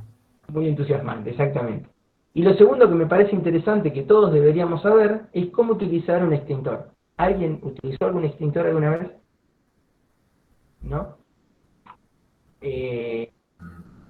Bien, Danilo, contanos. Tuvimos un curso de primeros auxilios en la secundaria a la que yo iba y teníamos entre esas tareas el uso de un extintor, cómo extinguir un incendio potencial que se presente, de cualquier tipo. Excelente. ¿Los pasos, te los acordás? Dar aviso y todo lo demás. Después, siempre cuando vos sacás el extintor, sacar el precinto de seguridad. Cuando vos situarte a 3 metros de distancia, del lado opuesto a la dirección del viento, cosa de que las llamas no se vayan hacia vos, ni el humo ni el extintor después se te vaya hacia vos y te sofoque. Apuntarle a la base del fuego y no a las llamas. Y no me acuerdo ya un poco más. Creo que eso era la línea general. Bien, perfecto. Perfecto. Es precisamente lo que dice acá, más detallado que lo que dice acá inclusive, ¿sí? El quinto paso es permanecer en el lugar hasta asegurarnos de que se extinguió el fuego realmente, porque puede haber un reinicio del fuego. Fíjense, quizá esto ya lo vieron. ¿Sí? Otra vez no tenemos el audio. Acá ya de por sí hay un acto inseguro, ¿verdad? Ujú.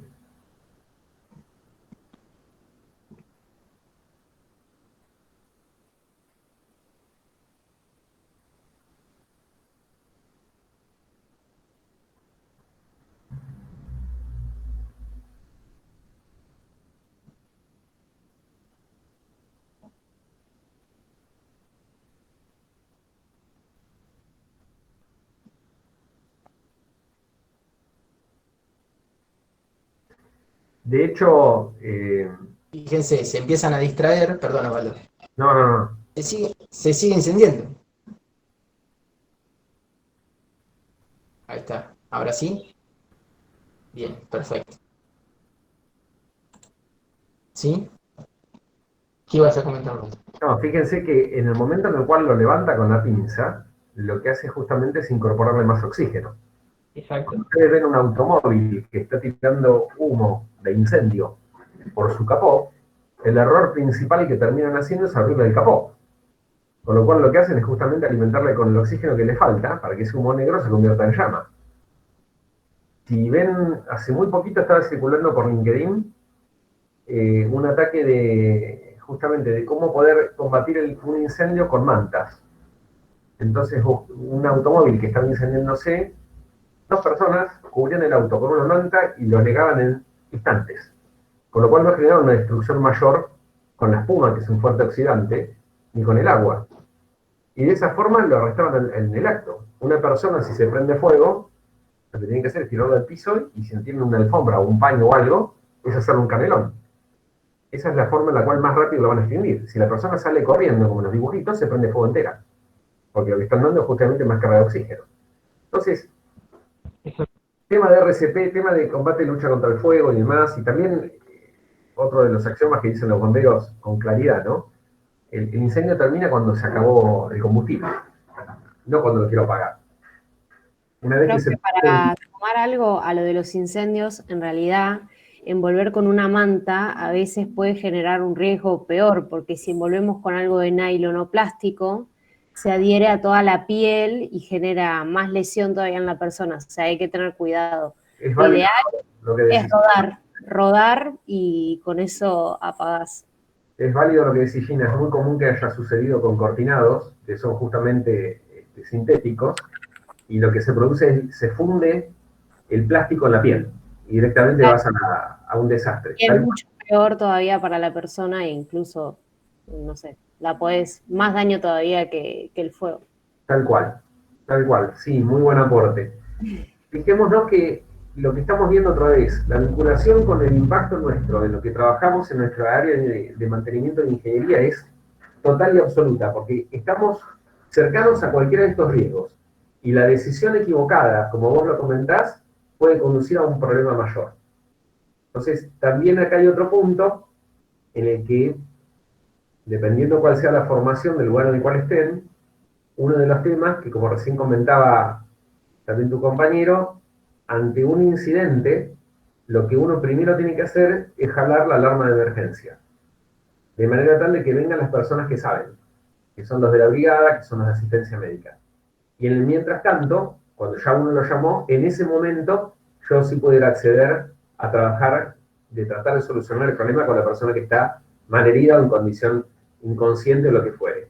Porque si yo no hago lo primero, voy a ser solamente yo el que va a poder estar luchando para poder ayudar a esa persona que tengo que asistir. Y puede ser que yo cometa un error, o que incluso no sea suficiente. Mientras que si yo jalo la alarma, pongo ya en alerta a las personas que tienen que realmente venir a asistir y que saben hacer las cosas. Esos son unos temas que primero se enseñan en lo que es seguridad industrial a todos los que son concurrentes externos a las plantas industriales. ¿Sí? Bien. Bien. Bueno, por último mostrar lo que es un sistema de mitigación de incendio.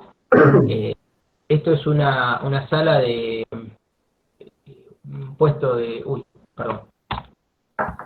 de seccionamiento extremo. ¿sí? Que está ubicado en el ingreso al nuevo depósito del Tolosa, ¿sí? En Trenes Argentinos. Lo han visto quizá los galpones nuevos, están ahí al costadito de la estación. Bueno, dentro de esta sala, eléctricamente lo que cumple es poder hacer el seccionamiento, ¿sí? Y desenergizar todo lo que es catenaria de los talleres, ¿sí? Tanto seccionarlo para trabajos o seccionarlo por una cuestión de seguridad, de emergencia. ¿Sí? Existen interruptores bajo carga con un sistema de apago de chispa inerte, donde nos protege, digamos, ante una falla eléctrica. Pero no hay gente habitualmente acá, entonces se coloca un sistema de mitigación de incendio que está comandado por una central, ¿sí? Y tiene accionamiento automático. Acá lo que está haciendo el muchacho es poniéndole humo ficticio, ¿sí? Al detector de humo para probar si el sistema está funcionando.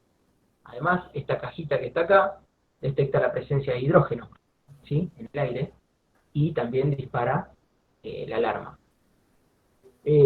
No solo dispara la alarma, sino que tiene estas botellas de oxígeno que hacen activar unas válvulas, ¿sí? Que luego descargarán los extintores, ¿sí? Estos extintores están con los sprinklers esparramados por toda la instalación, ¿sí? En caso de que esto no funcione o nosotros estemos cerca y detectemos alguna fuga o algún incendio, podemos hacerlo el accionamiento de manera manual con estas palancas, ¿sí? Y otra cuestión es que acá, fíjense que está levantadito, ¿sí? Todas las botellas que tienen el producto extintor están colgadas en una balanza, una especie de báscula, ¿sí? Entonces a mí me va a decir, la que está apoyada en el piso fue la que se descargó, ¿sí? Que se puede haber descargado por un accionamiento del sistema o bien por una pérdida, ¿sí? Entonces yo con inspecciones periódicas puedo determinar si alguna de ellas tiene la presión y la cantidad de químico adecuado. Por último, como seguridad, como para hacerlo corto el relato, si se acercan a un lugar de estos y sienten olor a limón, váyanse, ¿sí? Porque esto, así como al gas, por ejemplo, al gas natural le ponen el olor para que detectemos alguna pérdida, esto le pusieron olor a limón precisamente para detectar que se activó el sistema antiincendio, ¿sí? ¿Está bien? ¿Alguna duda? Cristian, una pregunta. Sí. ¿Esos tienen la misma carga que los matafuegos comunes? O sea, pregunto por el tema de que recién decíamos que para extinguir el fuego tenemos que ir a la base de la llama. Eso, si cae desde arriba, ¿controla igual el incendio? Claro, en realidad lo que tiene es un gas, ¿sí? Que lo que hace es evacuar, trabaja por sofocamiento, me sale la palabra. Lo que hace es eliminar, barrer todo el oxígeno de la sala, ¿sí? La sala tiene puertas y demás, todo hermético, entonces lo que hace es producir el barrido del oxígeno y le quita uno de los componentes para el triángulo de incendio, ¿verdad? Bien, bien, está bien. Gracias. Ajá. Bien. Ahora les voy a mostrar, para que lo abro. Así que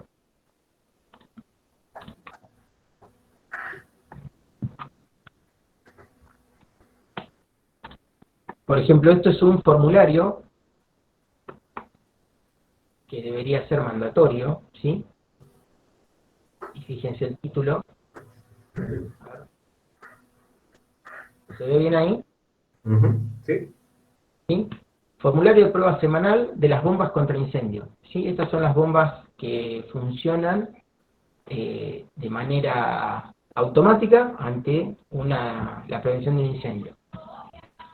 Volvemos al sistema de incendio. Un detector de humo o algún sensor detecta la presencia o la probabilidad de incendio y envía la señal a las bombas para que se enciendan y por presión active los sprinklers, ¿sí? Pero ¿qué pasa cuando nosotros no inspeccionamos periódicamente algo? Puede ser que falle por el desuso, ¿no? Es lo que hablábamos la vez pasada con Osvaldo, cuando dábamos el ejemplo de la bomba cisterna. Que está la bomba cisterna, la que está funcionando, y quizá está una de backup por si esa falla. Y cuando falla esa, la otra anda, ¿se le hizo el mantenimiento adecuado? ¿O las inspecciones? Entonces, está bueno, ¿sí? Acá tienen el ejemplo, fíjense, que se registra toda la fecha de la prueba, qué pruebas, quién efectuó la prueba, ¿sí? La presión de arranque, el tiempo de funcionamiento, ¿sí? Se hacen toda una serie de pruebas mecánicas y eléctricas y de funcionamiento para determinar si el sistema está funcionando correctamente. Osvaldo, ¿querés contar tu anécdota de San Juan? Sí, un temita antes de contar eso. Cuando leen un formulario que dice FM Global es Factory Mutual Global, es una compañía aseguradora global que existe justamente en la mayoría de las industrias, y que lo que hace con esto es, de alguna manera, exigir a que sus clientes, las empresas, cumplan con un mantenimiento regular, de manera tal que sus pólizas de seguro nunca se activen. En una palabra, ¿cuál es el negocio de una aseguradora? Que me paguen la póliza pero que no tengan siniestros. Entonces, ¿qué es lo que persigue la aseguradora? Lograr capacitar, insistir respecto a que las industrias inviertan en temas de seguridad industrial, activos y pasivos, de manera tal que su costo de la póliza se va a ver reducida, va a bajar de costo porque el riesgo es menor, porque va a estar en mitigaciones, pero por el otro lado, como también uno es hijo de, ¿cómo le dicen? Del rigor, si yo no tengo un controlador que me asegure verificar con que realmente está en condición de funcionamiento operativa la bomba jockey, la bomba principal y todo el sistema de incendio, muy seguramente cuando se produzca un siniestro no funcione. Lo que comenta Cristian, a mí me pasó estar haciendo una expansión de la planta de San Juan de Gancia.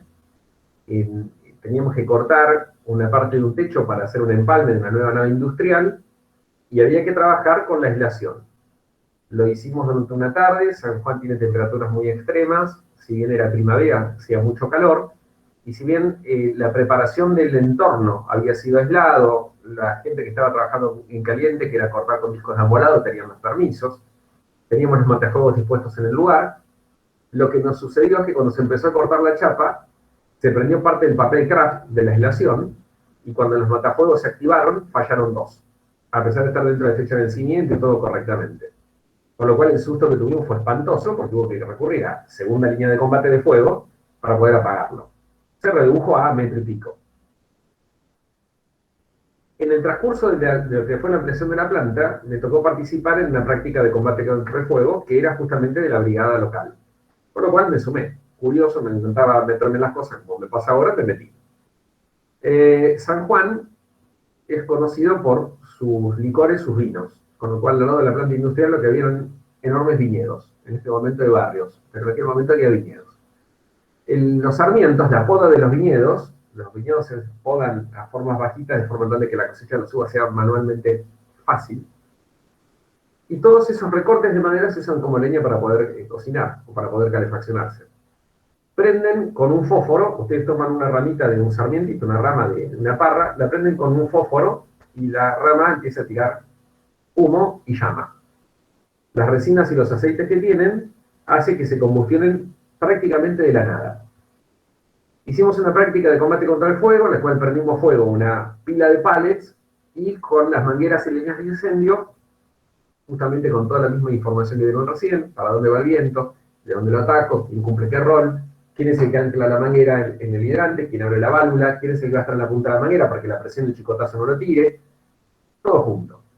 Prendemos el fuego, las llamas toman altura, empieza a soplar viento, empiezan a volar los restos de hojarascas y de papel y de cartón quemado, más los pallets al viñedo. es el momento de abrir las líneas de fuego. Cuando se pone la manguera y la tira el bombero, vieron que es un rollo. ¿Qué es lo que hizo? La tiró al revés. La boca hembra para el lado macho, el macho para el lado hembra. Con lo cual no lo podía anclar en la boca. Tuvo que dar vuelta a la manguera. La manguera pesa. Hasta que le anclaron la trompa y demás, esa manguera, ¿qué le pasaba? Había quedado irradiada al sol. ¿Cómo estaba? Totalmente perforada. Era un reguero de dispersión de agua, pero para todo el jardín. Hasta que logró abrir la bomba y logró presionar, el susto de prender fuego al campo del vecino fue impresionante. Después se logró combatir. En una palabra, de lo que podía fallar, falló todo. Con lo cual el entrenamiento estuvo muy bueno para entender cómo no se deben hacer las cosas, no cómo se deben hacer. A partir de ahí surgió todo un conjunto de prácticas, como por ejemplo las mangueras. ¿Por qué tienen los hidrantes con tapa de vidrio? Para saber que la manguera está dentro. Pues si yo le pongo una tapa opaca, no sé si la manguera está dentro. ¿Las boquillas de qué son? De bronce. ¿Qué hacen con las boquillas de bronce? Se las roban. ¿Para qué? No sé para qué, pero se las roban. Entonces, ¿cómo hago un control visual? Tengo que enumerar cada una de las cámaras, tengo que ponerles precintos plásticos que se rompan con un tirón, pero de esa forma garantiza que no lo abren. Que las mangueras se utilizan únicamente para incendio, con lo cual la tengo que anclar a un sistema que si la bomba arranca, y arranca la bomba choque y me dé una alarma, sabiendo con que tengo algún siniestro, y no que están utilizando una manguera para limpiar un camión. ¿Se entiende? O para baldear. Las mangueras de incendio son de incendio, no son una manguera de servicio de planta general. Entonces, todas esas malas prácticas, de alguna manera, cuando uno tiene un formulario, cuando uno tiene una forma de una doctrina y una metodología de trabajo, es más difícil que sucedan errores. Les puedo citar así ejemplos de desastres, cantidad, pero lo que creo que es más importante es la concientización, entender por qué las cosas son, por qué las cosas pasan. Y los accidentes no son temas de la casualidad, son generados. Esta hoja está muy buena. Bien, gracias, Osvaldo. Bueno, cuando llegamos a lo que no queremos llegar, ¿sí?, al accidente de trabajo, nosotros como gestionadores de personal debemos cumplir con ciertas cuestiones legales, ¿sí?, y de documentación. Entonces acá aparece esta hojita, ¿sí?, que es la denuncia de accidente de trabajo, donde hay que conocer toda esta serie de datos para poder darle a la ART la información adecuada y que puedan hacer la gestión correcta, ¿sí? Fíjense, esto quizá es engorroso o algo así, pero está bueno que lo sepan y que vean en algún momento una planilla de estas. No sé si ya las conocen.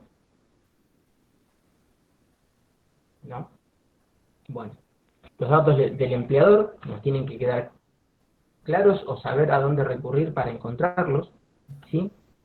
El personal accidentado, ¿sí?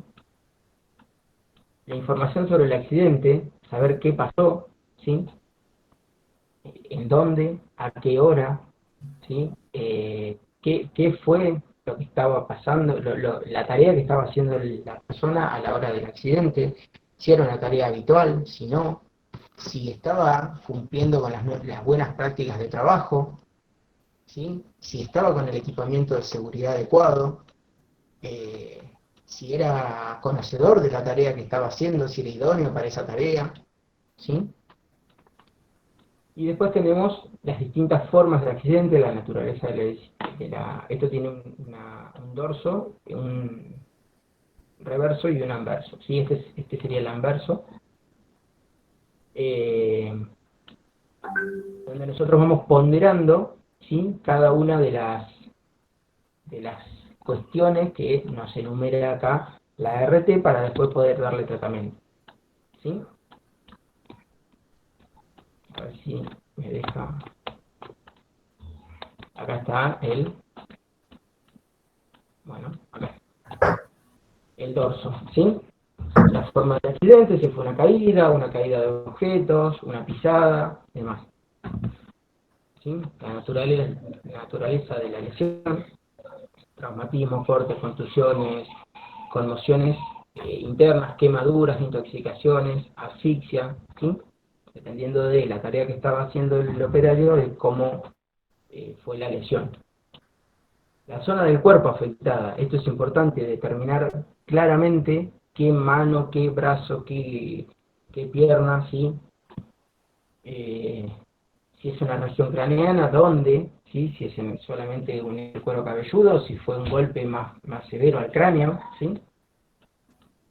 De los ojos, si le atacó el nervio o no, o sea, cómo está la persona, si solamente siente una molestia o directamente no puede ni abrir el ojo, ¿sí? Esto, por eso les digo, viéndolo así, quizá es engorroso, pero está bueno que lo vean en algún momento. Material causante, ¿sí? Si fue un vehículo o una máquina, alguna herramienta. Las herramientas son muchas veces producto de accidentes, quizá no por el uso inadecuado o la herramienta incorrecta, sino por el estado en el que está la herramienta. Por ahí muchas veces se van a encontrar con herramientas caseras, ¿sí? O herramientas que fueron modificadas para que no se vuelvan a romper, qué sé yo, una masa que, y quizás sí por mal uso, se les vive partiendo el mango. Llega un momento que se cansan y dicen, no pongo más mango de madera, le meto un caño y no se me rompe más.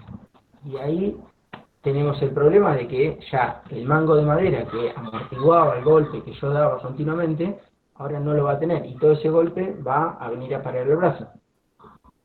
¿Sí? Me va a tener una repercusión por repetitividad quizá, o por algún esfuerzo mal hecho. ¿Está bien? Bueno, acá fíjense, es lo que estábamos hablando hace un rato, la RT te pide si vos estabas en una condición insegura o no, o si estabas haciendo un acto inseguro, trabajo sin autorización, operaciones a velocidad inadecuada. Eso nunca se usaron los autoelevadores para correr carrera, ni se volverá a hacer, ¿no es cierto, Osvaldo? No, pues. Si por ejemplo el sector de trabajo estaba oscuro, no tenía resguardo las máquinas, o lo que hablamos temprano, el orden y la limpieza, la señalización ineficiente, deficiente o inexistente, perdón. ¿Sí? Bien. Fíjense que esta hoja es una declaración jurada que uno tiene que completar como responsable directo del operario que se encuentra con el accidente, y eso es lo que va del ERT. Después con uno de eso es el punto de partida en el cual se declara la baja o el problema que hubo, y después con eso van al juicio laboral. Después tienen que ir a tribunales y explicarle al juez por qué su operario estaba trabajando con herramientas deficientes, o por qué le estaban dando a trabajar en un horario que no era el propio, o por qué estaba haciendo una tarea en la cual nunca jamás había sido entrenado. En definitiva, la responsabilidad tiene que venir antes de completar esa planilla, de hacer las cosas en forma correcta. Hay que tomarse el trabajo en forma seria y preguntar y repreguntar si hay dudas, ¿sí? Exacto. Hace poquito me tocó asistir a uno de los supervisores de taller con un accidente, que es un accidente quizá tonto, ¿sí? Se le vino encima se llama escudo, una pieza bastante pesada, y la persona, en lugar de dejarlo caer, que es lo que hubiese hecho yo, por ejemplo, me hubiese hecho hacia un costado y que se caiga, no, trató de frenarlo con la mano. Y al frenarlo con la mano, sintió el golpe y en la zona de la palma, digamos, donde descansa el pulgar, ahí se le inflamó y demás, y bueno, lo pasaron por accidente. Y justo le comenté a Osvaldo que con esa tontería, quizá viene dado de la parte de la jefatura de decir que no se rompa nada, que no se caiga nada, tengan cuidado, qué sé yo. La persona trata de frenarlo para que no se caiga en lugar de dejar que se caiga y resguardar mi integridad física, ¿sí? Terminamos perdiendo en la coordinación casi 400 días sin accidentes en la coordinación por esa tontería. Bien. Esto que vamos a ver acá son tarjetas, ¿sí? Tarjetas de bloqueo, se pueden llegar a llamar, o candados, ¿sí? Donde nosotros dejamos asentado que algo, por ejemplo, está fuera de servicio. En este caso puede ser un tablero eléctrico, o una llave, una válvula de agua, de vapor, de algún fluido a presión y demás. Donde acá damos en dónde, ¿sí? Y alguna observación, si se está haciendo alguna tarea, si se está trabajando o si hay algún desperfecto, ¿sí? Acá tenemos una tarjeta para dar aviso de que se está trabajando en altura, ¿sí? Que hay riesgo de caída. Y también tienen, fíjense, el área en la que se está trabajando, la descripción del trabajo a realizar. Todos los que realicen el trabajo tienen que estar conscientes de los riesgos inherentes a la tarea, ¿sí? Algunas empresas te obligan, cuando sos contratista sobre todo, a confeccionar el ARO, ¿sí? Es el análisis de riesgos operativos, donde uno explica, ¿sí?, detalladamente y por escrito que conoce y cuáles son los riesgos asociados a la tarea que va a realizar dentro de la empresa. ¿Sí? Fíjense, acá están quiénes son los integrantes de la tarea y la firma. ¿Sí? Si va a utilizar escaleras, andamios, ¿sí? Acá tenemos otra para trabajo en caliente o con flama abierta, ¿sí? Por ejemplo, el corte con oxiacetilénico, ¿sí? Y de nuevo, distintos permisos y las precauciones requeridas para realizar la tarea, ¿sí? Un tema interesante es que esto va por duplicado, la tarea original va puesta en el lugar de trabajo en el cerco exterior de protección, de forma tal de que uno, cuando llegue a la obra, puede leer esta tarjeta y entender qué es lo que se está realizando simplemente leyendo la tarjeta. Las firmas de las personas van todos, los responsables de seguridad propios y los del contratista. Y la copia va a la carpeta de la oficina de seguridad. Con lo cual queda una trazabilidad total de cuáles son las tareas que se realizaron y cómo se realizaron. Y cada una de estas órdenes de trabajo es por día. Por lo cual, si al día siguiente continúa la operación, tengo que volver a hacer la misma tarea. Revisar en el lugar, volver a completar toda la información. Y esto claramente cumple con el perfil en el que de un día para el otro pueden cambiar las condiciones del lugar. Puede haber un cambio de clima, una pérdida de agua, un cambio de personas, un cambio de herramientas, un cambio de cuadrilla, con lo cual hay que hacerlo. Esta parte también de mantenimiento. Exacto. Y bueno, ya para ir cerrando, porque se nos hizo extenso, le vamos a mostrar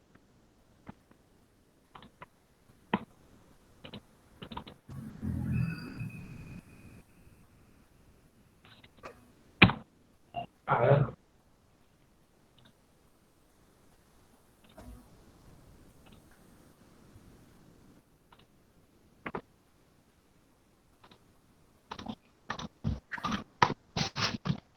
A ver si lo ven ahí. ¿Se ve? Sí, sí. Bien. Los premios, ahora dejé de verlos yo porque me ocupa toda la pantalla. Premios a la seguridad operacional. Son viejitos pero válidos. Soldador. ¿Sí? Fíjense, una careta completamente adecuada. Albañiles. Fíjate los andamios que decía el tipo H hasta acá, después el resto, bueno, no sabemos qué letra es.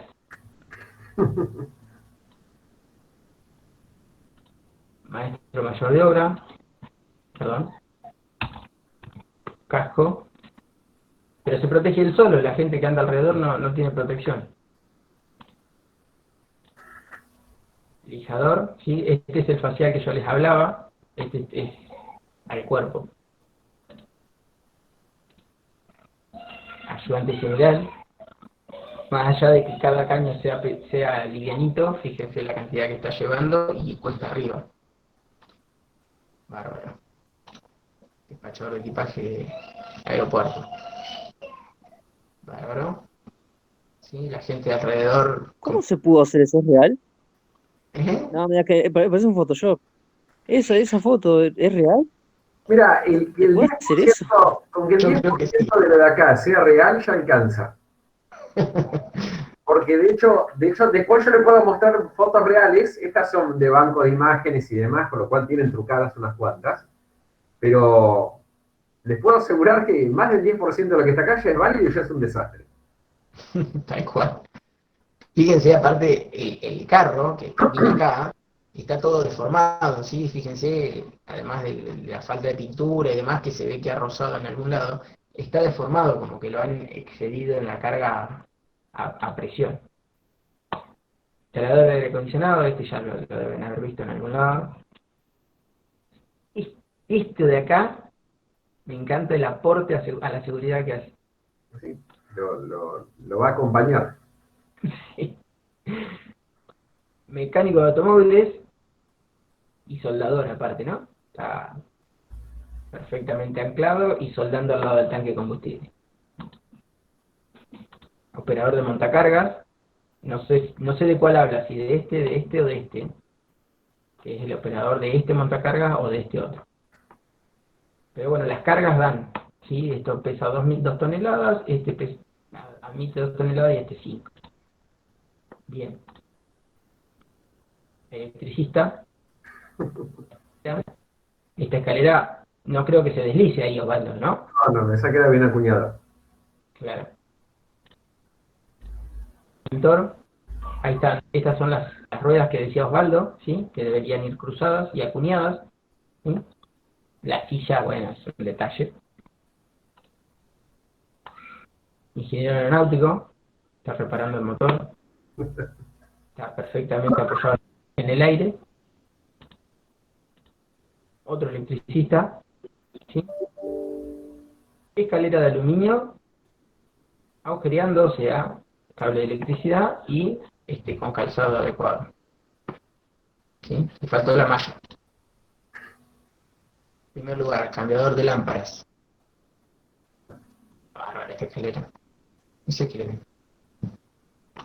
¿Sí? El premio de la participación. ¿Está bien? Eso es ser voluntario realmente. Más allá del chiste, ¿sí? de mostrar esto, es el ver que las cosas existen, que los actos inseguros y las condiciones inseguras existen y que nosotros debemos trabajar para poder mitigarlas, inclusive hacer que desaparezcan. ¿Sí? Está bueno que tomemos conciencia y saber que nosotros somos el primer o el segundo eslabón para que los accidentes no ocurran. ¿Sí?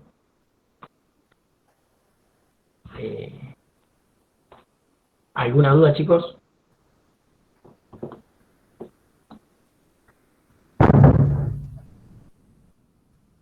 Bien, con este tema vamos a volver recurrentemente con distintos ejemplos y aplicados al tema de mantenimiento, de cómo se terminan las tareas, cuál es la forma en la que se deben hacer, cuáles son las precauciones, cuáles son los estándares, pero vayan mentalizándose de los trabajos que hayan elegido, cuáles serían las actitudes, las condiciones de riesgo, los puntos inseguros que tendrían que estar evaluando. ¿Ok?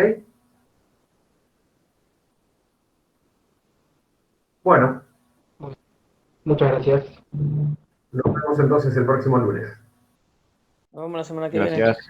Gracias, hasta luego. Gracias, hasta luego. Chao, hasta luego. Chao, buenas noches. Chao, hasta luego. Chao, hasta luego. Chao.